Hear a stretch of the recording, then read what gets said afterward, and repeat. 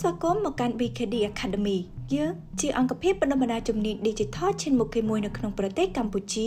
ដែលផ្ដោតសំខាន់លើការផ្ដល់ចំណេះដឹងផ្នែក Digital Marketing, Branding និងជំនាញដែលមានតម្រូវការខ្ពស់សម្រាប់បុគ្គលិកអាជីពសម្រាប់សហគ្រាសខ្នាតមីក្រូតូចនិងមធ្យម SME BKD Academy បានចាប់ផ្ដើមបេសកកម្មរបស់ខ្លួននៅឆ្នាំ2024ដែលមានវគ្គបណ្ដុះបណ្ដាលជាច្រើនផ្ដោតទៅលើការឆ្លើយតបចាំបាច់សម្រាប់បម្រើមុខងារទីផ្សារនិងការលក់ហើយជាពិសេសគឺវគ្គសិក្សាដែលផ្សារភ្ជាប់ជាមួយការអនុវត្តជាក់ស្ដែងក្រុមការងារ BKD មាននាយកប្រតិបត្តិមួយរូបជាលោកយ៉នសុភិរិទ្ធជានាយកប្រតិបត្តិហើយក៏ជាគ្រូបង្គោលផ្ទាល់ផងដែរខ្ញុំបាទយ៉នសុភិរិទ្ធជានាយកគ្រប់គ្រងក៏ដូចជាប្រធានគ្រូបង្គោលរបស់ BKD Academy ខ្ញុំបានចាប់ផ្ដើមអាជីវកម្មដំបូងនៅឆ្នាំ2015តែមើលឃើញថាចំនួនឆ្នាំ2015ឃើញថាសហគ្រិនក៏ដូចជា Young Professional គេហៅថាបុគ្គលិកអាជីពនៅក្នុងប្រទេសកម្ពុជាយើងនៅចំនួននោះគឺត្រូវការបណ្ដុះបណ្ដាលខ្លាំងមែនទែនខ្ញុំបានចាប់ផ្ដើមចេញបណ្ដុះបណ្ដាលក្រោមរូបភាពជាការបណ្ដុះបណ្ដាលដែលមិនមែនជារូបមន្តបុគ្គលនៅឆ្នាំ2017ដោយការចែករំលែកប្រធានបទមួយចំនួនដែលចាំបាច់នៅក្នុងកលិតស័កឆ្នាំនោះ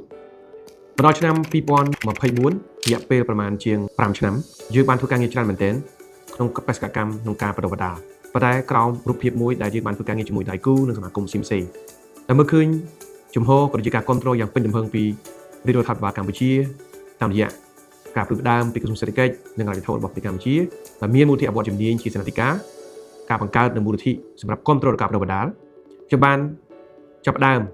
ក៏ដូចជាបង្កើត BKD Academy ជាផ្លូវការនៅឆ្នាំ2024ដល់ឆ្នាំ2025យើងបានចេញសកម្មភាពជាច្រើនទាំងរូបភាពនៃការបណ្ដុះបណ្ដាលសេដ្ឋកិច្ចក្រៅប្រព័ន្ធនៅតាមបណ្ដាខេត្តនិងការបណ្ដុះបណ្ដាលកម្មវិធីសម្រាប់សហគ្រាសឬក៏និយោជិតដែលបម្រើការងារនឹងសហគ្រាសនៅក្នុងទីក្រុងភ្នំពេញតាមរយៈ Skill Matching Program ចាក់ក៏វិស័យរបស់យើងគឺចង់ក្លាយជាដៃគូ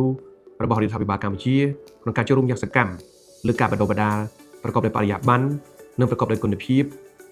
និងផ្ដោតលើការអនុវត្តជាចម្បងទៅដល់និយោជិតដូចនិយោជកនៅក្នុងប្រទេសកម្ពុជាបេសកកម្មចម្បងរបស់យើងគឺស្វែងរកនិងផ្ដល់ជូននៅកម្មវិធីបណ្ដុះបណ្ដាលដែលឆ្លើយតបនឹងតម្រូវការទីផ្សារខ្ពស់ពិតជាចូលរួមចំណែកពិតនៅក្នុងការធ្វើបរិបទកម្ម Digital ទៅដល់ Small and Medium Enterprise ឬក៏សហគ្រាសខ្នាតតូចនិងមធ្យមក៏ដូចជាជួយជ្រោមជ្រែងទៅដល់និយោជិតដែលកំពុងបម្រើការងារនៅក្នុងសហគ្រាសខ្នាតធំតាមរយៈ BKD និងការគ្រប់គ្រងពីគ្រប់ភាគីយើងសង្ឃឹមថា BKD នឹងក្លាយជាកោសិកាមួយដែលចូលរួមក៏ដូចជាទទួលបាននៅការគ្រប់គ្រងបន្តទៀតទៅដល់ការបណ្ដុះបណ្ដាលរបស់យើងដើម្បីធ្វើយ៉ាងណាឲ្យកម្ពុជាសម្រេចបាននូវមាគ៌ាអភិវឌ្ឍរបស់ខ្លួនឆ្ពោះទៅកាន់ប្រទេសដែលប្រកបទៅដោយសេដ្ឋកិច្ចដែលមានបរិយាបន្ននិងការអភិវឌ្ឍ Digital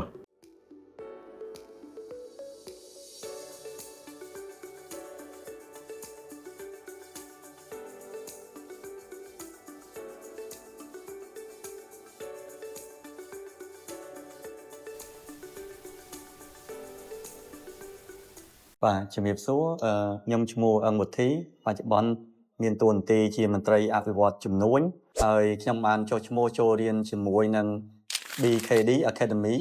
ដែលផ្ដោតទៅលើការថតរូបនិងថតវីដេអូរយៈពេល2ថ្ងៃជាគោលបំណងដែលខ្ញុំចុះឈ្មោះចូលរៀននៅក្នុងវគ្គនេះគឺគោលបំណងសំខាន់គឺអាចនឹងទទួលបាននៅចំណេះដឹងបទពិសោធន៍បន្ថែមទៅលើការថតវីដេអូការកាត់តវីដេអូដោយប្រើប្រាស់ទូរស័ព្ទដៃសម្រាប់ចងក្រងនៅបទពិសោធន៍ក៏ដូចជាព្រឹត្តិការណ៍ផ្សេងៗដែលទាក់ទងនឹងសកម្មភាពឬក៏ការងាររបស់សមាគមបណ្ដាញកសិករធម្មជាតិតាមរយៈការចូលរួម2ថ្ងៃនេះគឺសម្រាប់ខ្ញុំពិតជាមិនខកបំណងទេដោយសារយើងបានទទួលបាននៅ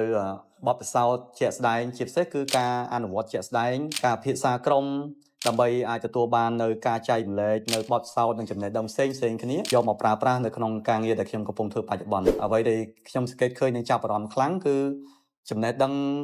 ថ្មីប្លែកដែលជាទូទៅយើងធ្លាប់តែឮហើយយើងអត់បានអនុវត្តផ្ទាល់ទេហើយនៅក្នុងឱកាសនៃការសិក្សានេះយើងបានអនុវត្តផ្ទាល់ហើយទទួលបាននៅការបង្ហាញនិងតម្រង់ទិសពីគ្រូបង្គោលចំចំណុចដែលធ្វើឲ្យខ្ញុំមានភាពជឿជាក់ទុកចិត្តលើខ្លួនឯងជាងមុននៅក្នុងការថតរូបដែលមានគុណភាពក៏ដូចជាការផលិតនៅវីដេអូដែលអាចផ្ដល់ឲ្យនៅគុណភាពមួយដែលយើងអាចយកទៅប្រើប្រាស់នៅក្នុងការងារគម្រោងបាទឆ្លៀតឱកាសនេះដែរខ្ញុំសូមអរគុណទៅដល់មូលនិធិអភិវឌ្ឍជំនាញហៅកាត់ថា SDF ដែលបានចូលរួមគាំទ្របដិភាគរហូតដល់ 50% ខ្ញុំឈ្មោះទុំធឿនជាអ្នកធ្វើស្រែចម្ការមួយថ្ងៃនេះខ្ញុំបានចំណេះដឹងមួយពីអ្នកគ្រូលោកគ្រូបានបង្ហាញខ្ញុំហ្នឹងពី Facebook page អញ្ចឹងបានមានការចំណេះដឹងហ្នឹងតំណែងតំណងទៅបងប្អូនមិត្តភ័ក្តិសាច់ញាតិខាងក្រៅហើយបើមានកម្មវិធីនឹងទៀតថ្ងៃក្រោយនឹងផ្សព្វផ្សាយឲ្យបងប្អូនមកចូលរួមចំណែកក្នុងកម្មវិធីហ្នឹងបានចេះដឹងប្រើប្រាស់ដូចខ្ញុំរៀនពេញមួយថ្ងៃហ្នឹងដែរបងប្អូននេះមិនទាន់បានមកចូលរៀនក៏មករៀនខ្ញុំហ្នឹងបានចេះប្រើរបៀបរបបទូរស័ព្ទដោយអ្នកគ្រូលោកគ្រូគាត់បានរៀនពេញមួយថ្ងៃហ្នឹង